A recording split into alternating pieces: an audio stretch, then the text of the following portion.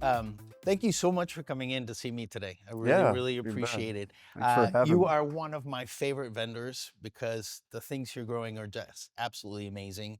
Thank you. And I've learned a lot about mushrooms. There were mushrooms I've never seen before or worked with before. And thanks to you, we get the chance to do that. So I just have a few questions that I wanted to ask you. And Yeah, elaborate as much as you want on them. I just want the idea of this talk is for people to get to know you, get to know your products, where they can get them, and that we use them in the restaurant. They should come eat them here. absolutely. So, can you tell me a little bit what inspired you to start Texas Fungus? I really wanted to get into farming. I lived right off of 75 and Park Lane, Hmm. and so I had a one-car garage townhome, and I thought, I didn't have land to raise cattle or chicken or Right. pork, uh, and all the vegetables that I attempted to grow all died. Well, it's So Texas. I mean, when it hits 100 degrees, you're like, yeah, I don't know. It was just something about the plant side I couldn't understand. But fungi just, it made sense to me. And scrolling on YouTube one night, uh, you know, you see it, and I saw these people growing mushrooms on logs. So that was kind of my first attempts. uh huh. Uh, Now we grow a lot faster way. Um, and I just got the bug, and it's never left. So that was like 7 years ago. That's awesome. Tell me a little bit about how mushrooms are grown. How mushrooms are grown. So you find a what we call substrate. So that's just a growing medium. Um, Give it some nutrients. So you basically just create mushroom food. So for us is mostly hardwood sawdust, and then we add in like some gypsum, some wheat midds, soybean hulls, and then you have to sterilize it. So you have to clean the mushroom food to give it a, a clean area so that it can grow onto it. Because there's billions of spores of all other kinds of bacteria. So when you're attempting to grow just one kind of fungus, you want to make sure you give it a clean slate. So we find the substrate we want to use, clean it, we inoculate it with mycelium, which is the mushroom's root Hmm. system. The mycelium will consume all the nutrients of the substrate, and then from there we threaten its life cycle and trick it. How do you threaten its life cycle? So we add a bunch of humidity. We basically trick it into winter, Okay. right? So we attempt to create winter inside our fruiting rooms all year round. So cold temperature, a lot of humidity, and a lot of air turbulence.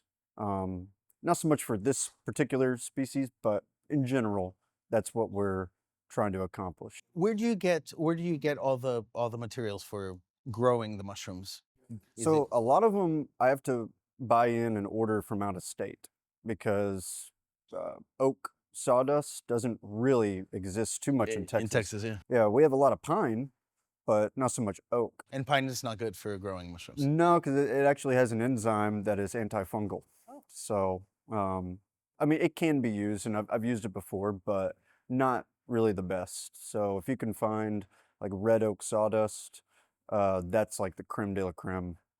All mushrooms love it because it's higher in tannin levels. Hmm. So, yeah, almost all deciduous fungi that like wood prefer kind of like red oak sawdust.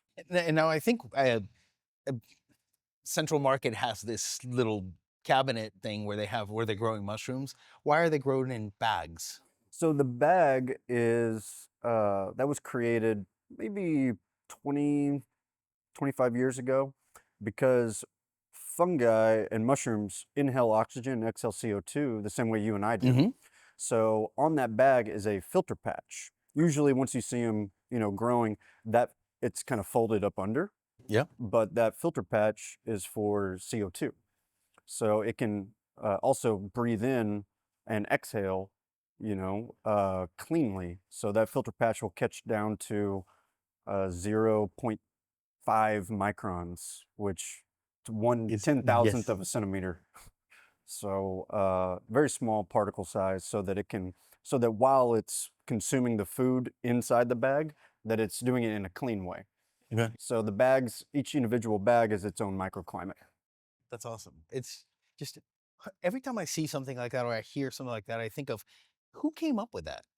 Who discovered that we could grow them that way but we had to so you have to control everything. You have to control the temperature, the humidity, the airflow. You have to control everything. They're super delicate. As much as you can. Yeah, they're very picky, which I, I guess that's partly what attracted me to it because I was like, oh, okay, maybe I don't have to rely so much on the elements. That's what I thought in the beginning, which is not the case. But they are very particular in, you get above a certain temperature, they're just not going to grow, or you get these weird mutants that Abraham may not like, Yeah. but I'm like, well, okay, let's try to go a little bit colder or, a little bit less humidity, so it's all about balance, How many types of mushrooms do you grow? Right now we grow 6. What are they? Oysters, lion's mane, coral tooth, chestnut, maitake, cordyceps, and then like throughout the year we'll grow shiitake once or twice a year, and then we'll grow reishi once or twice a year. Yeah, And these were just picked today, right? I picked these this morning. Yeah, Look at this beauty. yeah. So the Latin name is Grifola frondosa because it creates these fronds. So they're kind of like petals, and man, it's a delicious mushroom.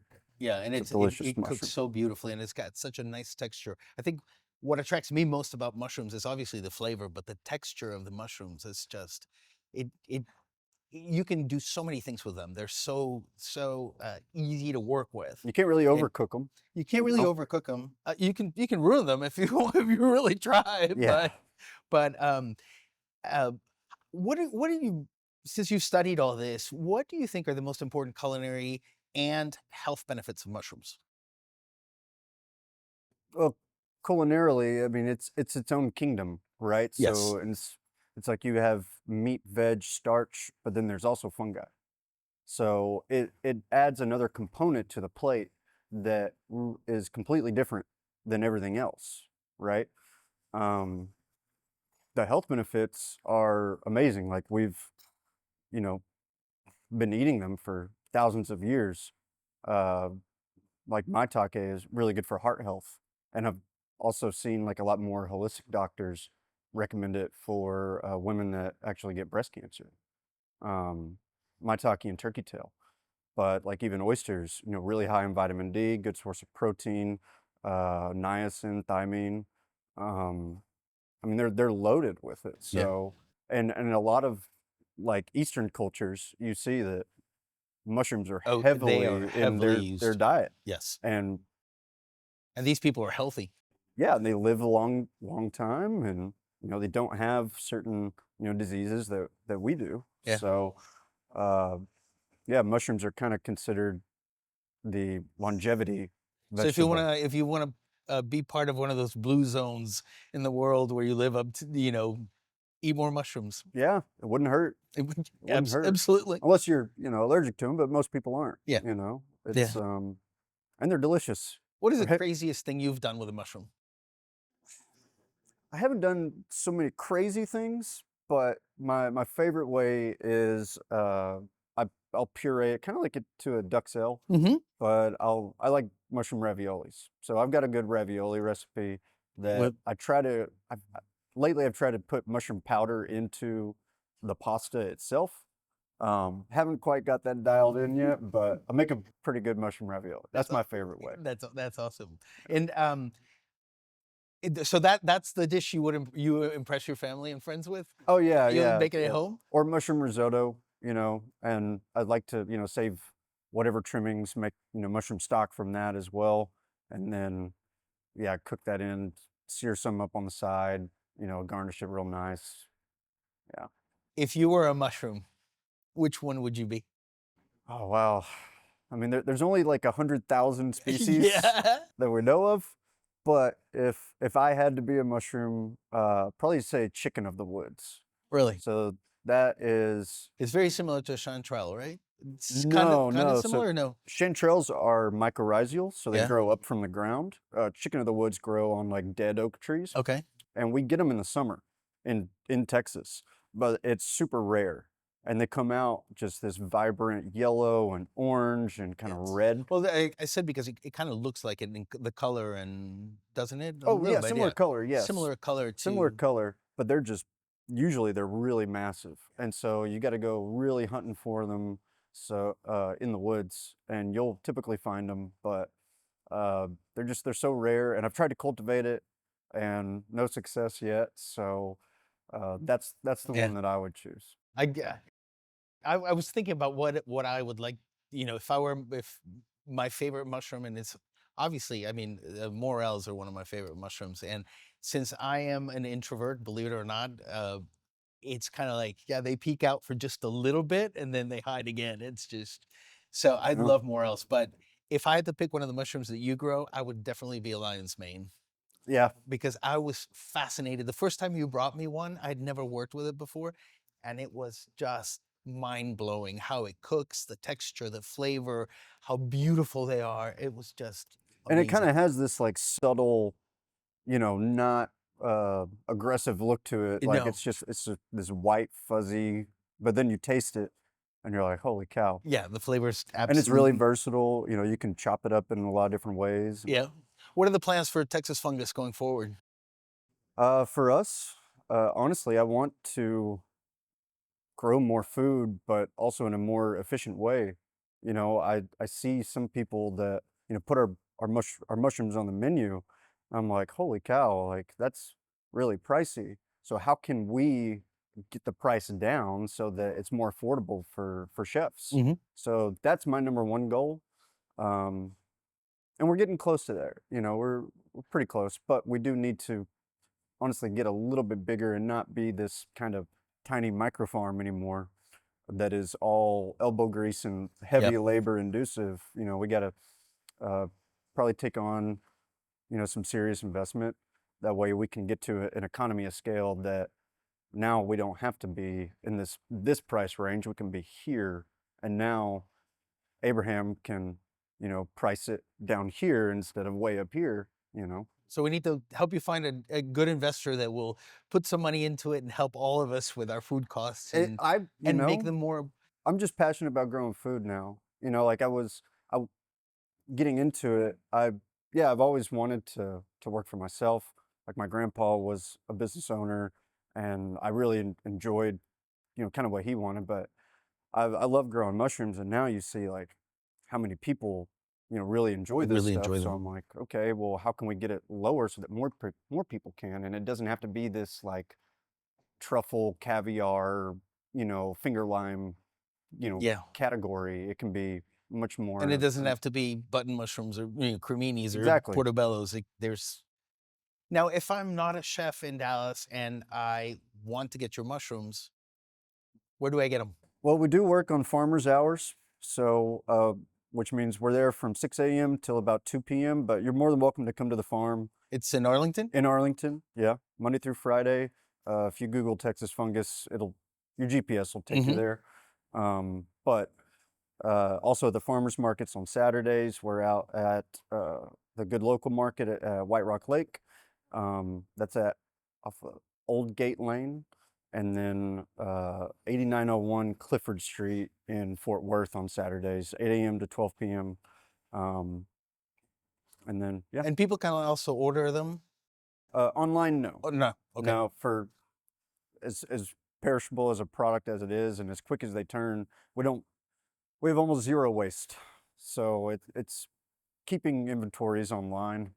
What would It you say was a is the little bit biggest difficult. challenge? Is it, mushrooms, obviously they're expensive because of the way they have to be grown, the care that has to be put into it, but also they're incredibly perishable. Their lifespan is not very long. Yeah, So, yeah, because when you freeze them, they lose their beautiful integrity. So yeah, some of the challenges is okay, where can I find a home for these right away, because we put a lot of love and labor into growing it, and then it's like okay, this took 8 weeks to grow, and now I've, I've got it.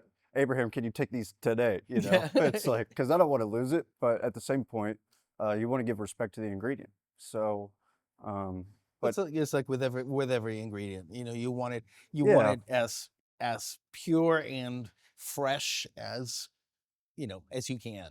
yeah, Everybody, people ask me all the time, you know, what do you think is the most important thing in cooking? And my philosophy is like, you have to start with a good ingredient. If you start with a mediocre ingredient, your end product will be mediocre. Start with the best you can, you know, within your means. right. Yeah, So it's ingredients plus execution, makes a great dish. absolutely, So, we just absolutely, you don't really have so much control on the ingredient side, but you do get to pick, yeah, So that is true. we try to make it easy for you. That is true. Well, I just want to thank you so much for sitting with me today. Yeah, thanks This for has having me. been really educational, and hopefully people will get out there and buy the mushrooms and help us grow the farm because it'll benefit all of us. Thank So you. Yeah. it's my pleasure, and thank you for the Thank you, mushrooms. chef. My Yeah, pleasure. certainly. Thank you.